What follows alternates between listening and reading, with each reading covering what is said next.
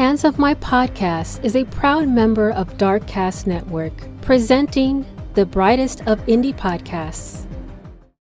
Hola, my beautiful humans. This is Jasmine Castillo, and I bring stories and cases from the people of color community, bringing awareness of murdered and missing Indigenous women, girls, two-spirits, the LGBTQ community, Asian American, Native Hawaiian, Pacific Islander, Black Indigenous people of color. These are their stories. So, welcome to Hands Off My Podcast. April is Sexual Assault Awareness and Prevention Month.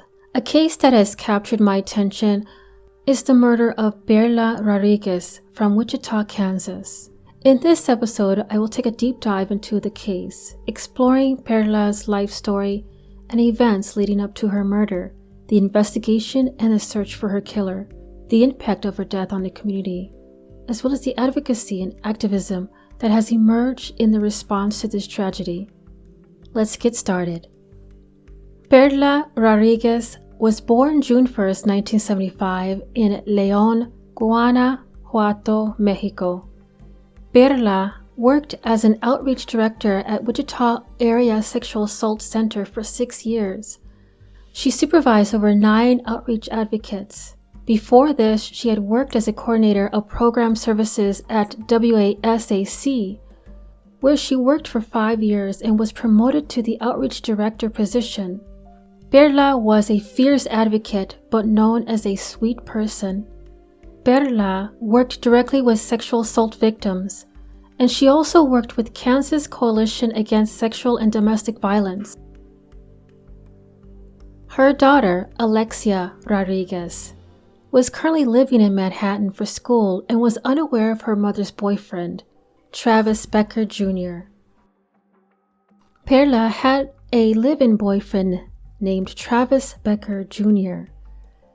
Not even her daughter knew of. During the day of November 13, 2017, which was a Monday, Perla had a live-in boyfriend, Travis Becker Jr., who was struggling with mental health, and so she decided to take him to mental health help during this time. Around 9:31 p.m. Andover, police called Wichita Police Officer Logan Davis after they found Rodriguez's purse in a parking lot at 215 East 13th Street in Andover.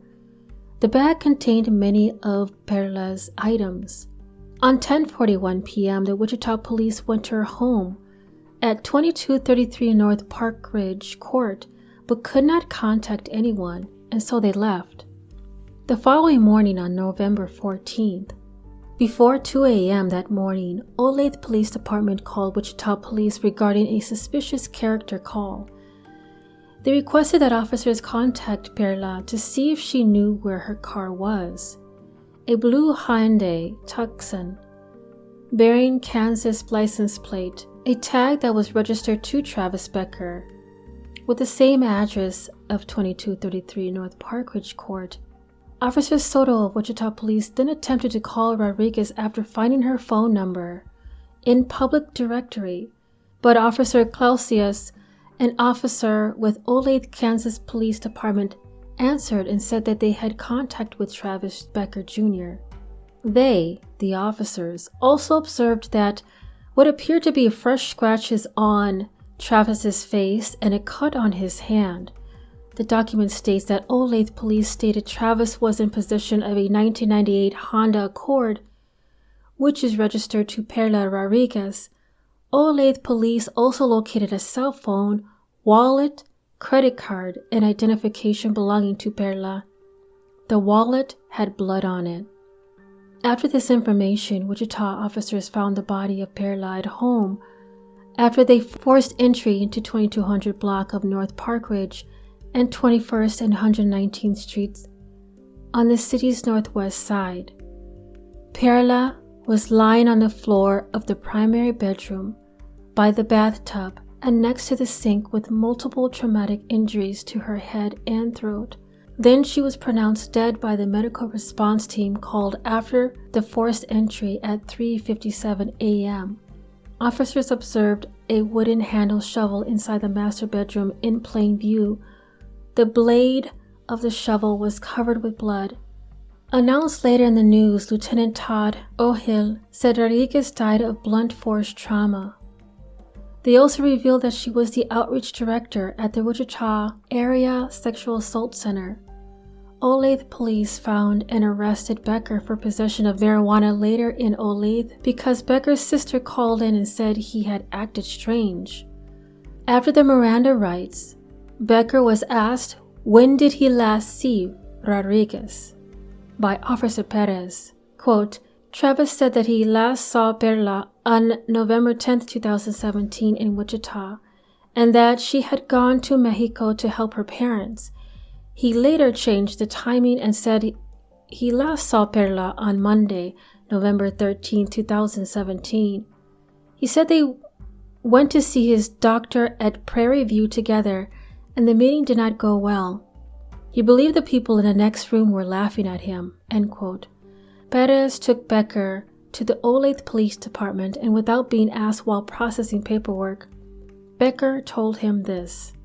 He, quote-unquote, drove 3,000 miles per hour in the Honda to get to Olathe to go to his sister's house because he wanted to tell his sister that he had killed Rodriguez and that he had the ashes of his deceased son. Becker said his sister had Rodriguez help kill the boy, quote, as he was a congenital heart defect baby and he had so many surgeries, end quote. Becker told the officer that his deceased nephew watched him kill Rodriguez by hitting her in the head. So the Wichita investigators traveled there to interview him. At the time of Perla's autopsy, Rodriguez had a daughter who had to help identify her mother by giving police a statement of her mother's tattoos at the base of her neck, in the middle of her upper back and ankle. Dr. Gorel determined the cause of death to be blunt force trauma to the head and the manner of the death to be a homicide. On November 16, 2017, news of the murder spreads, and people that knew her were shocked. So between the times of November 14th and 15th, Travis Becker Jr., Rodriguez's boyfriend, was transported back to Wichita, Kansas. Sedgwick County jail records show he was held without bail Wednesday morning on first-degree murder. Later, he remained jailed with a $250,000 bond. On December 6th, a court document was filed on this date, but later released by the news explains the case in detail. On this evening of December 6th, Becker's sister states the news to help clarify. She did have a son named Terry Becker who died on February 10, 2014 from congenital heart defect complications, and the hospital did a complete autopsy. Terry Becker's ashes have always been in her possession and never with her brother. Quote, I had no contact with my brother that night or for over a year previous to this incident. The police were called by us about a suspicious character before we even knew it was my brother, she says. I do not condone his behavior, nor would I have aided him. I never knew Perla. My deepest sympathies go out to her daughter, family, and friends, end quote. On November 16, 2018, Becker waived his right to trial and entered a plea for first-degree murder and aggravated kidnapping. This charge means that Becker will be eligible for parole at 25 years instead of 50, at the first charge would have demanded. January 2, 2019, Travis Becker Jr. was sentenced to 35 years in prison before he was eligible for parole by Judge Kevin O'Connor. Becker had a public defender who was Jason Smart. The charge was first-degree murder of Perla Rodriguez. He was also served a consecutive 186-month sentence for aggravated kidnapping. Now, this is the only article that says he was sentenced to 35 years in prison. The other articles state that it was 25 to life, along with 15 and a half for battery and kidnapping. Becker spoke of his remorse and regret for taking another life and expressed deep sorrow for the pain he had caused Rodriguez's family and friends. He also asked for forgiveness from those who were affected by his actions, but acknowledged that it would be hard to come by given what he had done.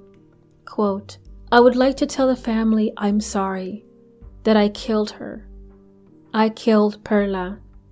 I would trade places with her in a heartbeat," end quote, said Becker. Family and friends filled the courtroom to explain why Becker needed maximum time. Here's a quote from Alexia Rodriguez. "We all miss her every day, and we will always celebrate her memory. She was a strong woman who never gave up on those she loved. The only comfort I find while she's no longer here is the love and impact she left for so many people, even those she barely knew." The sentencing marks an end to a tragic case that has left many people shaken and questioning how something like this could happen in their community. While justice has been served in this case, it will never bring back Perla Rodriguez or heal the wounds inflicted upon her loved ones by Becker's heinous act. On November 21st of 2017, Rosary for Rodriguez was held at 9:30 a.m. with a funeral service at 10 at St. Elizabeth and Satan, a private family and close friend burial at Resurrection Cemetery in Wichita, Kansas, the same day. A quote taken from Perla's work website. WASAC staff and board are saddened by the loss of our co-worker and friend, Perla Rodriguez. Perla was a critical member of our team, providing guidance for the education and outreach we do in our community. We miss her terribly. Our love and support go out to those who knew her and especially to her family. We have reached out to our staff during this difficult time with thoughts of care and compassion. Your support means so much to us and further demonstrates how much Perla meant to WASAC and our community," end quote. On April 2018, Perla was given an award posthumously, Visionary Voice Award by the National Sexual Violence Resource Center for Sexual Violence Prevention. The case of Perla Rodriguez highlights the issue of domestic violence and the need for stronger legal protections for victims. Domestic violence is a pervasive problem in our society and affects millions of women and men each year. It is a complex issue that is often kept hidden from public view, making it difficult to address. It is important that we continue to raise awareness about the issue of domestic violence and work towards providing support and resources for victims. We must also hold perpetrators accountable for their actions and ensure that justice is served for victims like Perla Rodriguez. If you or anyone you know is a victim of domestic violence, please reach out for help. Together, we can make a difference. If you or someone you know is experiencing domestic violence, please contact the National Domestic Violence Hotline at 1-800-799-SAFE 7233 or visit their website www.thehotline.org.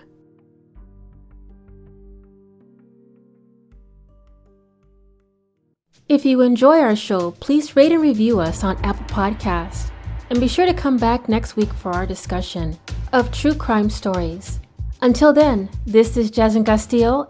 We are voiceless no more. This podcast was created, produced, recorded, and edited by Jasmine Castillo. Researched by Mary Weathers and Jasmine Castillo.